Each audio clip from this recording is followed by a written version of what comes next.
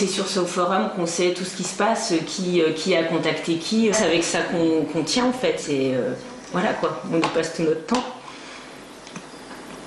9 jours après le séisme, l'émotion est toujours bien présente. Dès qu'elle le peut, Christelle consulte les dernières nouvelles en provenance d'Haïti, là-bas même où se trouve Jocelyn, son fils âgé de 19 mois, un petit garçon qu'elle devait accueillir ces prochains jours. Jocelyn, je peux estimer qu'il allait arriver fin février, début mars. Et là, d'une façon concrète, je ne sais pas, il devrait faire partie des enfants rapatriés, d'après ce que dit l'État français. Donc il va arriver sous quelques jours. Quelques jours, quelques semaines, Christelle ne le sait en fait pas vraiment. Comme plusieurs centaines de parents français en cours d'adoption, elle attend aujourd'hui que soient accélérées les procédures de rapatriement.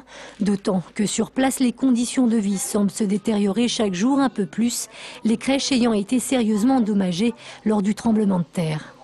Ils ont eu du riz, de l'eau, des gâteaux, donc effectivement c'est bien, c'était l'urgence, mais c'est pas suffisant. Il faut des couches, il faut des médicaments, il faut de l'alimentation en quantité. Une situation d'urgence qui devrait, selon elle, encourager l'État français à assouplir les mesures de rapatriement.